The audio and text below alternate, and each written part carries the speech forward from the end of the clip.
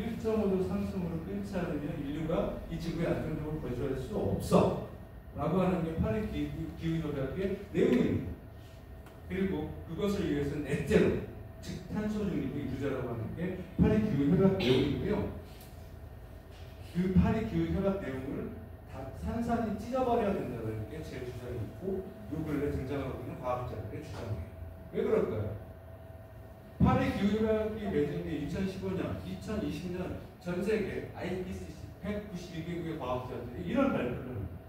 미안한데, 지금 여러분 미안한데, 분명히 금세기 말까지 산업화 이전과 비교해서 1.5도 상승을 막자고 얘기를 했는데 2020년 기준으로 이미 우리는 1.2도 이미 상승을 해버렸는데, 근데 나쁜 소식은 거기에 그치지 않습니다. 2024년 굉장히 무더웠다고 했죠. 엘니뇨 영향 때문에 그래요. 엘니뇨랑 태평양의 수온을 0 끌어올려요. 그래서 전체 지구의 평균 기온을 0.4에서 0.6도까지 올리는 것을 엘니뇨라고 하는데, 2023년도부터 엘니뇨 저작권이 있습니다. 그래서 2024년은 영향을 받을 수밖에 없어요. 근데 2024년은 왜 과학자들이 고개를 절레절레 치냐면, 엘니뇨가 끝난 게 2월달에 끝났어요. 2024년 2월달에. 근데 기온이 계속 상승을 하니까 이게 모르겠는데 이게 된 거예요. 2024년 아까도 말씀드렸잖아요. 모든 기록이 깨져서 이 데이터를 볼까요? 지금 여기가 1.5도예요. 어때요? 올라갔어요. 아니, 이미 넘어버렸잖아요. 넘었어요. 그래서 찢어버려야 된다고 얘기 말씀드린 거예요. 그래서 좀 얘기할 때 2015년 파리 기후 협약을 찢어버릴 수밖에 없다. 이거 볼까요? 이 자주색으로 되어 있는 건 2015년에서 2017년의 지구의 평균 기온을 이렇게 보여주는 그래프예요. 이 빨간 거 있죠? 이 빨간 건 지금 현재네요. 근데 빨간 거 보다시피 지금 어때요? 1.6도로 계속 넘어가고, 심지어 어느 구간에서는 1.7도가 넘어가요. 이미 엘니뇨가 끝난 지 훨씬 1년도 넘었는데 계속 내려갈 준비를 안 하잖아요. 그러니까 모르겠는 거예요. 이 패턴 자체를 모르겠는 거죠. 그래서 우리는 어떻게 보면 이미 금세기 말까지 어떻게 해보자고 얘기를 했는데 2024년도부터 바로 1.5 이상 넘어버린 시대에 들어온 거 아니냐라고 얘기를 한 거예요. 그래서 제 얘기가 아니라 과학자들이 따라서 탄소 중립을 이야기했던 2015년 기후협약을 찢어버려야 되지 않나, 다시 써야 되지 않느라고 얘기해요. 다시 써야지, 구체적으로 다시 써야지, 이거는 이래서는 답이 안 나온다라고 이야기를 하고 있는 거예요. 요 근래 강의를 다니면 이런 질문을 합니다. 근데 한국이 이번 겨울 되게 추웠잖아요. 왜 그래요? 따뜻해야지 져야 되는 거 아니에요? 아, 네. 이 파란색이 2026년이 뭐냐면 북극 빙하의 면적을 보여주는 거예요. 지금 현재까지는 4월달까지. 인류 역사상 북극의 빙하 면적이 가장 적어요. 올해. 여기서 보시면 2025년, 빨간 게 2025년이거든요. 1978년도부터 2024년까지가 이 파란색이에요.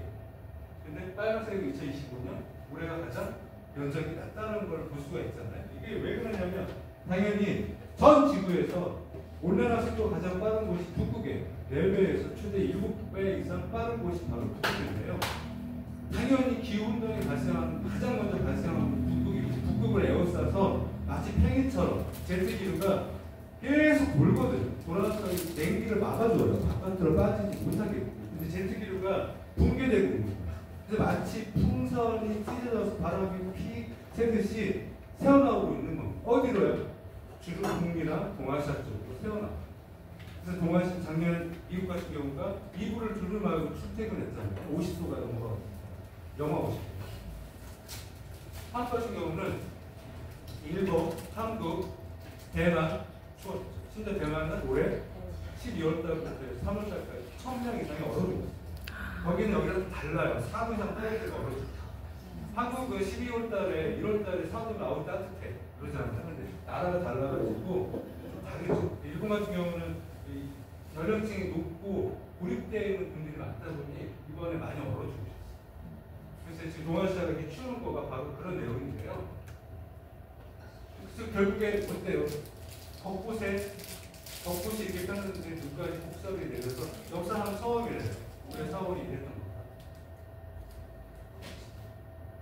그래서 2100년이 가까워질수록 여름의 아래 북극의 얼음이 얼지 않습니다.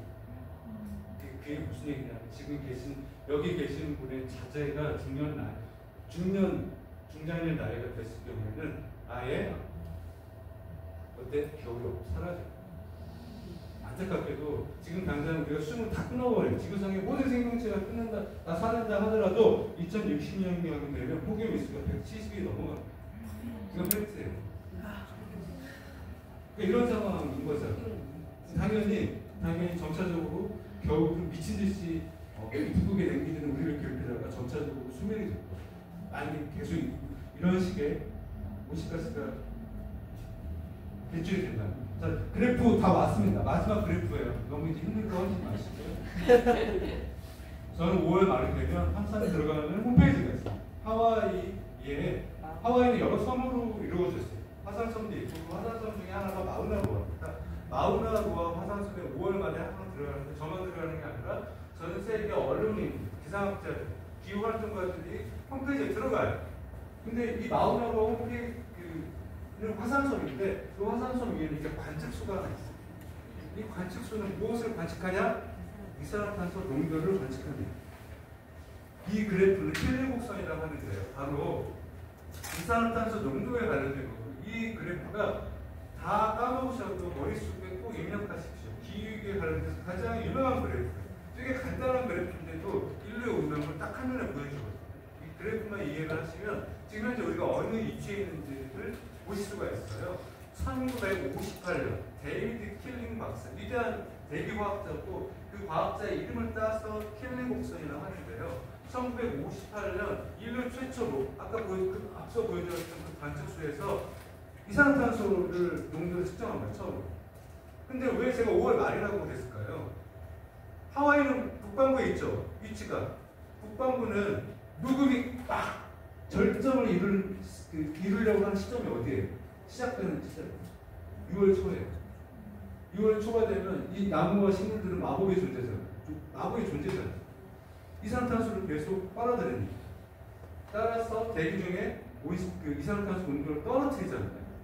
그러면 가을이 돼서 낙엽이 지고 다 낙엽이 지면 그때부터 점차적으로 이산화탄소 농도가 올라가죠. 어디에 피크를 칠까요? 바로 5월 말에 피크를 쳐요. 북반구에서. 따라서 그 해 이산화탄소 농도가 정점을 찍은 그거 기록을 보기 위해서 이 홈페이지에 들어가는 거예요. 근데 다 누구나 들어갈 수 있어요. 짧게는 3, 4일, 길게는 일주일 단위로 측정을 해서 홈페이지에 누구나 볼 수 있게끔 오픈을 해 있거든요. 그래서 여기가 5월 말에 기록된 거예요. 그랬더니 1958년 처음 측정을 했더니 한 318 ppm 정도 됐어요.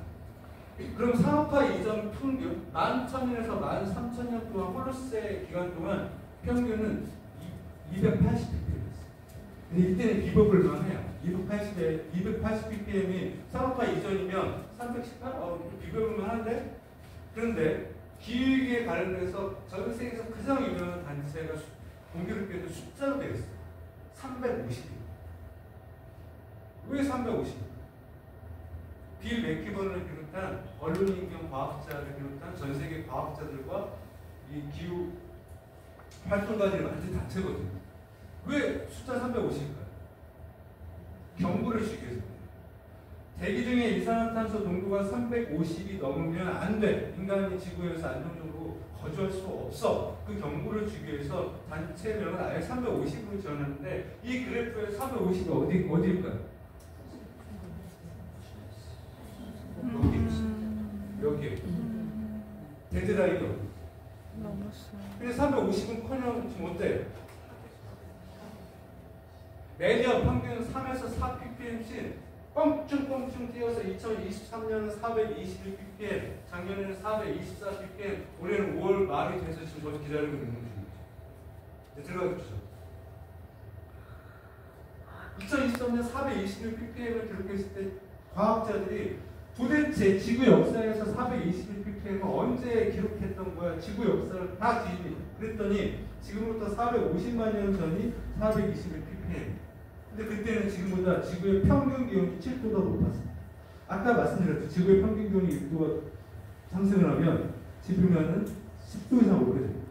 만약 그때 인류가 있었다고 한다면 북극 옆에 다다다다 붙어 있어요. 심지어 해수면은 25m 더 높았습니다. 만약 그때 인류가 있고 지도가 있었다고 한다면 지구상의 육상의 형태가 많이 바뀌었겠죠. 근데 그때와 비하면 똑같은 421ppm인데 그때와 지금의 차이는 뭘까요? 그때는 100만 년 동안 화산 활동에 의해서 점진적으로 이산화탄소 농도가 축적이 되었던 거고 지금은 단 250년 동안 산업혁명 이후 미친 듯이 온실가스를 대기 중에 퍼부으면서 똑같은 421을 기록했고 지금 현재 올해는 아마도 428에서 429쯤 될 거예요. 작년에도 정점이었고 온실가스 배출량 내려가지 않았거든요. 이거를 끌어내리지 않으면 우리는 계속 지구의 기온은 올라갈 수밖에 없겠죠.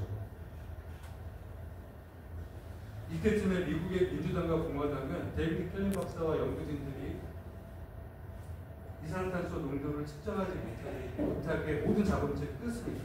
그걸 하원에서 결정을 해요. 나쁜 새끼들. 아까 화석연료 기업들한테 돈 받는다고 했죠. 화석연료 기업들은 이걸 못 찍게 만듭니다.